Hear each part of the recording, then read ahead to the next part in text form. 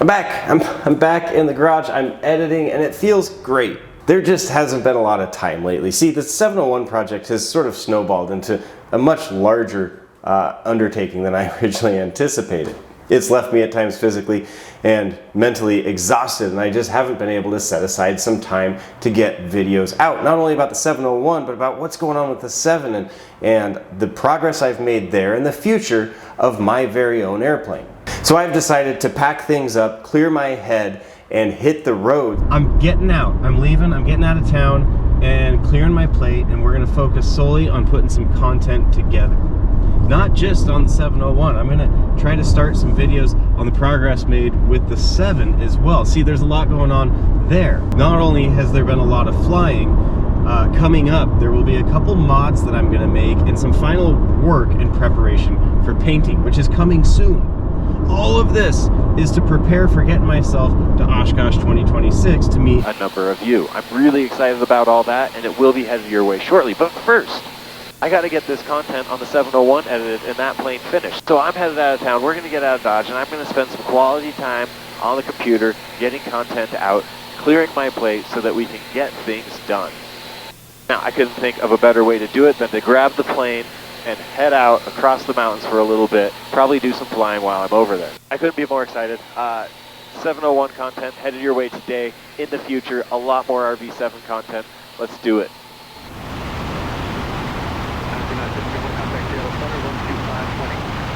Alright, we are back, and I know it's been about a month, but let me catch you up. Last time we left, we had just attached the prop to the plane, an exciting moment, and I was eyeing the passenger side door. The pilot side already completed, but my goal was to do it better. More on that in a bit. Now, looking at big picture, what are we doing here?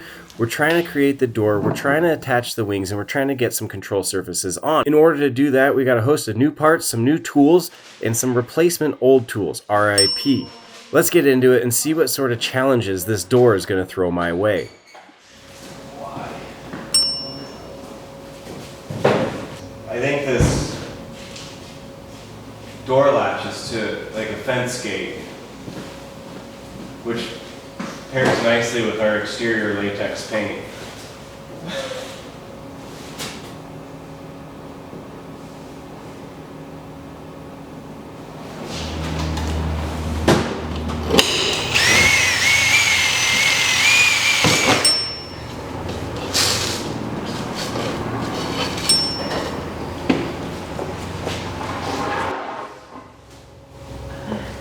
The chief complaint of the pilot side door is the amount of force required to close it. Now you want some positive force here. You want this thing to kind of spring back and keep tension on that door latch. You don't want it rattling around freely, but too much tension, you start to put a lot of force on that hinge and the plexiglass itself. That's what we're trying to avoid here. Now I'm going forth largely without instructions and plans, mainly because I'm stubborn, but also the instructions and plans just downright suck here.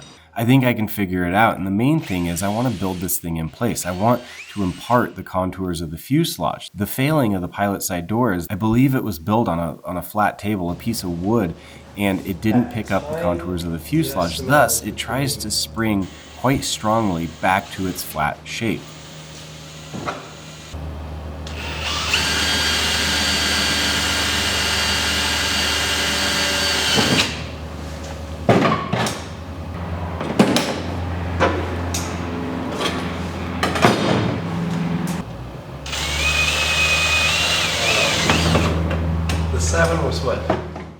A step I was absolutely not looking forward to was cutting the plexiglass. I had had enough of this from the RV. I was scared to touch it again, but there's really no getting around it. This thing had to be cut.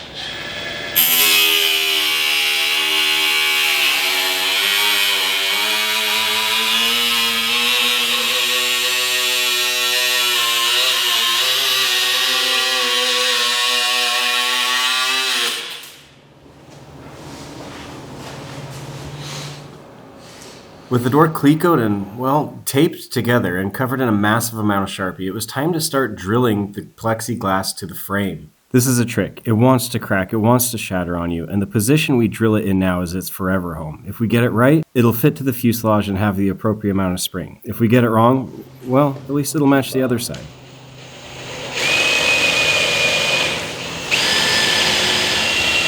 Back to metal. That's the order we wanted to see it in. Metal, metal, plastic, metal.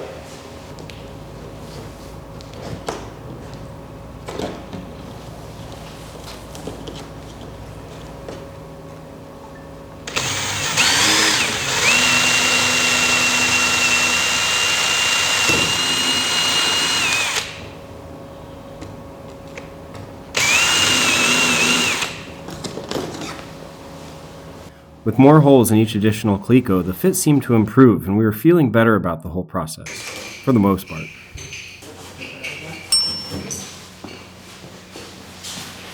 There is one aspect of the 701 I'll take hands down over the RV7, and as much as I love the look of a good solid rivet, you just can't beat the simplicity of a pull rivet.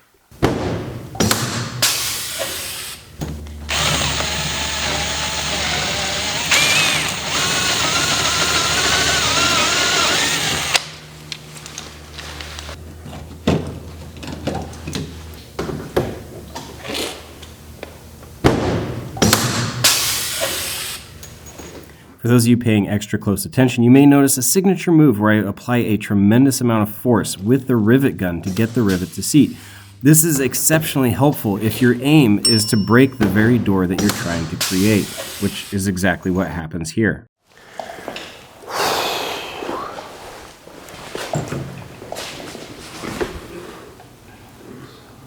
This was a tough one. I know I've often maligned this airplane in this entire project, but I really am trying to do some of the better work that I can put forth.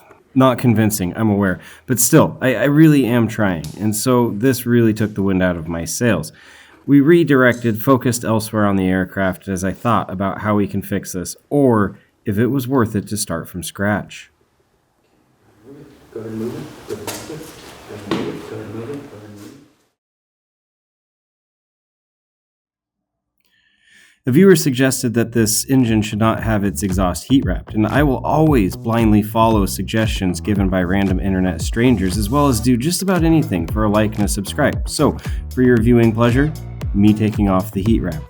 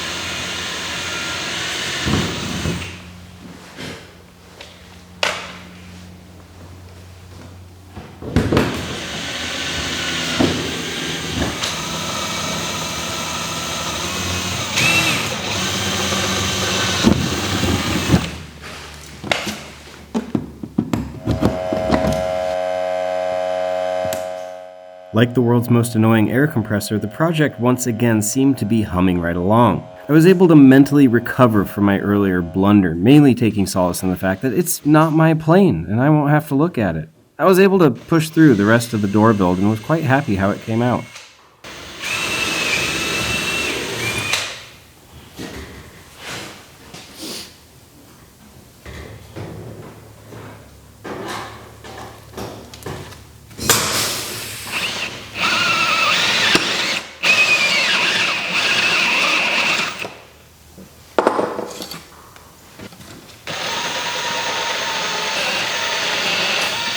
Became a biological weapon on accident. We're just going for it, man. All right, send it.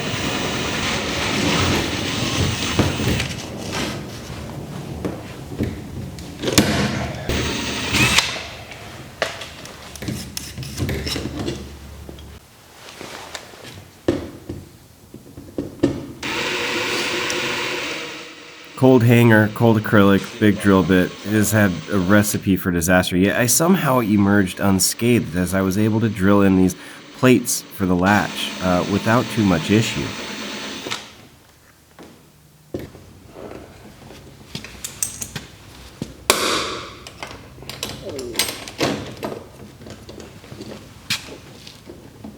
Might be onto something.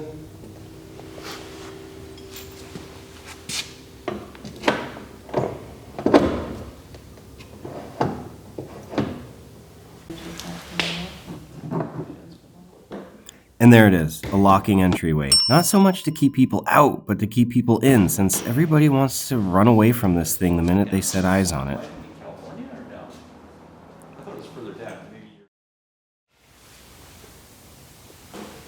So the door is done, and the latching mechanism works wonderfully. There's just the appropriate amount of springback, in my opinion. And even the crack came out all right. Just as I promised the aircraft's owner, once I glued it, it was invisible. You couldn't even see it, which really made me happy. So with that, it's on to the wings. And if there's one thing this project hasn't had enough of, it's Ryan's stupid ideas. So I've decided to repurpose the parts shelves as wing holders, if you will. Sort of stands to allow us to get the right dihedral, the right sweep, and the right incidence on the wings as we work on drilling them into the spars and setting up the struts. Now the wings are built for better or worse, and we'll find out soon that it probably falls into the latter category. But presumably all we have to do is get them up on the plane and do some careful measurements and get them bolted in. From there it's just struts and control surfaces and we should be off and running. At least that's the theory. Watch the cord. So while we take our sweet time wrestling this wing into place, I feel like I need to come up with some terms to better refer to the plane, some euphemisms, if you will, like how we call it used cars or adopted kids, pre-owned. I'm tired of constantly insulting the plane, and I think we need to start referring to some of the nuance of it as pre-worn or battle-hardened.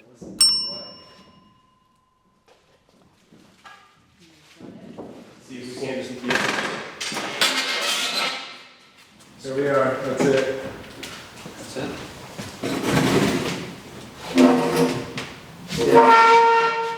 All right, let's try again. How's it going?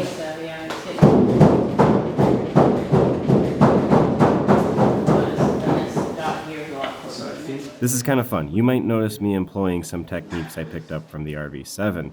After all, it is my only experience in building an aircraft. But it's come in extraordinarily handy, and I gotta think that everything I've learned from that is applicable to this airplane. Okay. Now we go and get oh. Okay, I think that whole thing needs to move way back. Okay, come up here and help me. Okay.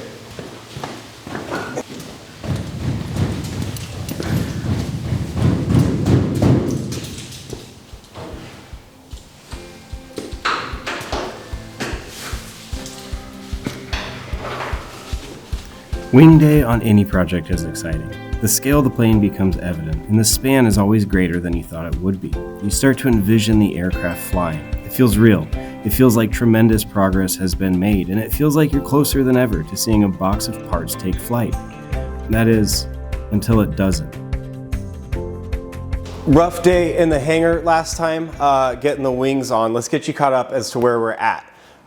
We are working on getting the dihedral incidence and sweep set on the wings. However, we discovered a couple curveballs last time. This wing went fairly well. On this side, we discovered that somebody had pre-drilled our spars, which is not ideal. Now we're fighting edge distance when we're also trying to hone in on our incidence and sweep. It's not a great situation to be in. On top of that, we discovered that on our flaperons, which we're also trying to ensure we get aligned, there's some work that we don't quite understand where the previous builder was going. We should have some end ribs and some control horns, and instead we have plastic fairings. And without being able to pull them for their thinking and plan here, we're just gonna have to work backwards and try to get ourselves back towards the plan. I really gotta hand it to myself for sounding so composed and optimistic in that last segment. You see, underneath that cool exterior, I was seething and frustrated. The complications injected into the project by pre-drilling those spars had really caught me off guard. It meant that we couldn't get edge distance on the fuselage side of those spars where we needed it, and it actually wound up requiring us to trim some of the rear spar of the airplane and a bunch of the skin in order to get things to align and still have us be able to get the incidence, the sweep, and the dihedral required. And we are loose. And tilt leading up.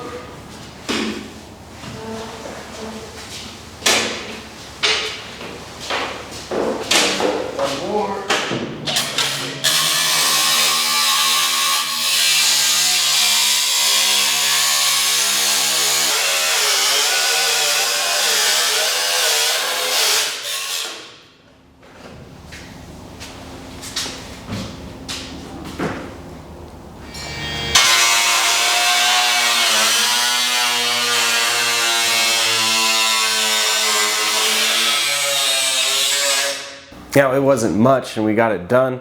And what winds up truly happening to the geometry here is that one wing is maybe an 1/8 or 1/4 inch shorter than the other. It's really not that big of a deal, but it added probably a day or two's worth of work. And then following that, we found that the skins that go on the inboard edge of the wing, which we had to install in order to add stiffness and rigidity to this whole area as we started firming things up with bolting locations and struts, they appeared to have been drilled by the past owner's blind friend's guide dog. They didn't match at all. The holes, in some instances, were inches off once you started clecoing it into position. I believe they match drilled the thing rib by rib before all the ribs were attached to the structure of the wing. It's meant starting from scratch here, ordering new pieces and re-drilling everything to get it to fit the wing as it is now constructed. If we start counting the days added to the project by issues like this, we're now in the double digits, I believe. Regardless, we soldiered on, we got it done. It looks much better this way, and we were able to move on to the struts. The strut installation was fairly straightforward by this point because we had corrected a lot of the issues with the plane. Most of the issues that we found in the struts were actually introduced to the project by yours truly. Now here's where I provide my apology. In all this frustration, I gave up on filming for a while. I just was in a state where I wanted to get through this project, or at least this portion of the project, and I sort of just put the camera away altogether. Now, I will say that after going through the footage, both the good and the bad, and editing it, it sort of reignited my passion for this project, and I feel like I have the energy to once again go back to the level of documenting that you caught at the early part of this episode. I will also say that going through editing and looking at the images of the plane sort of all together, all of the major surfaces on it, again reignites the passion for the project and really excites me. And so I'm back to a state of being excited to see this thing get off the ground. Now, if that's something that you want to see, stick around, subscribe, and I'll have more content coming out on the 701 shortly.